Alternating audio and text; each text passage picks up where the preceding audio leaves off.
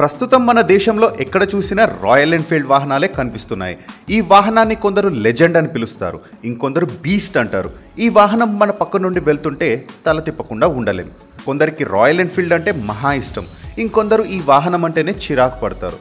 మీరు ఏ typo decide అయ్యేలోపే మేము ఇప్పుడు చెప్పబోయే విషయాలను గమనించండి, ఆ తర్వాత ఫిక్స్ అవ్వండి. ముందుగా అసలు రాయల్ ఎన్ఫీల్డ్ వాహనాన్ని ఎందుకు కొనాలో తెలుసుకుందాం.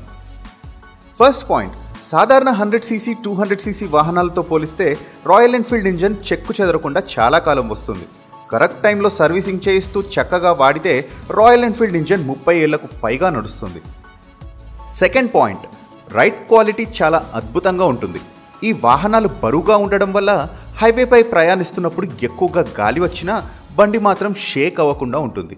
గంటకు 90 కిలోమీటర్ల వేగంలో వెళ్తున్న వాహనం మాత్రం ఫుల్ కంట్రోల్లో ఉన్న ఫీలింగ్ వస్తుంది. థర్డ్ పాయింట్, ఈ వాహనాలకు రీసేల్ వాల్యూ అధికం.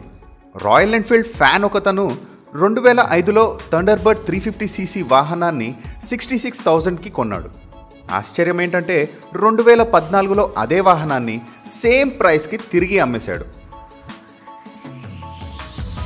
ఫోర్త్ పాయింట్, రాయల్ ఎన్ఫీల్డ్కి ఉన్నంత ఆకర్షణ ఇతర వాహనాలకు ఉండదు.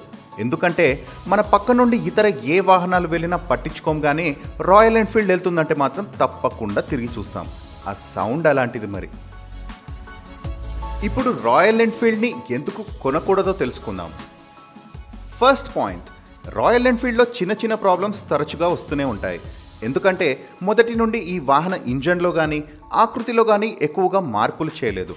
ముఖ్యంగా ఆయిల్ లేదా గేర్ బాక్స్ నుండి ఆయిల్ లీక్ అవ్వడం, ఎలక్ట్రిక్ ప్రాబ్లమ్స్ లాంటివి వస్తూ ఉంటాయి. సెకండ్ పాయింట్, హైవేపై ఎలా ఉన్నా ట్రాఫిక్లో మాత్రం ఈ వాహనం నడపడం అంత తేలిక కాదు. చిన్న చిన్న సందులలో, ఎక్కువగా గతుకులు ఉన్న రోడ్లలో చిరాకు తెప్పిస్తుంది. రాయల్ ఎన్ఫీల్డ్ సౌండ్కి తగ్గట్టే దీని వైబ్రేషన్ కూడా ఎక్కువగానే ఉంటుంది. థర్డ్ పాయింట్, రాయల్ ఎన్ఫీల్డ్ అనేది యూజర్ ఫ్రెండ్లీ కాదు. ఈ వాహనం ఎక్కువ బరువు ఉండడం వల్ల ఇందాక చెప్పినట్టే ట్రాఫిక్లో ఇబ్బందులు ఎదుర్కోవాల్సిందే.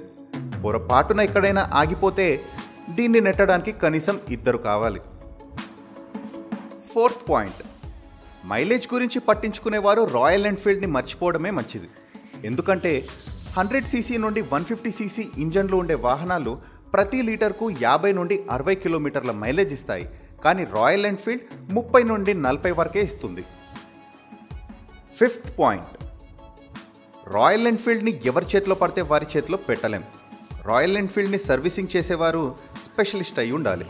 అంటే సాధారణ మెకానిక్ వద్ద చిన్న పనులకు కానీ సర్వీసింగ్ కానీ ఇస్తే మీ వాహనం పనిక అంతే. సిక్స్త్ పాయింట్, రాయల్ ఎన్ఫీల్డ్ ఎక్కువగా బరువు ఉండడం వల్ల బ్రేక్ లైనర్స్ త్వరగా అరిగిపోతాయి.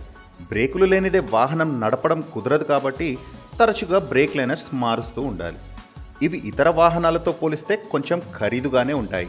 కేవలం ఇవే కాదు, ఈ వాహనంలో ఇతర స్పేర్ పార్ట్స్ కూడా ఖరీదుగానే ఉంటాయి. ఈ వివరాలను బట్టి మీరు రాయల్ ఎన్ఫీల్డ్ వాహనాన్ని కొనాలా వద్దా అనేది ఆలోచించుకోండి. మీకు ఈ సమాచారం కనుక నచ్చితే రాయల్ ఎన్ఫీల్డ్ కొనాలనే ఆలోచనలో ఉన్నవారితో పంచుకోండి. మీకు ఇలాంటి ఉపయోగకరమైన విషయాలు అందించడంలో అమరావతి ఎప్పుడు ముందుంటుంది. Thanks for watching. Drop a like, leave a comment, and don't forget to subscribe.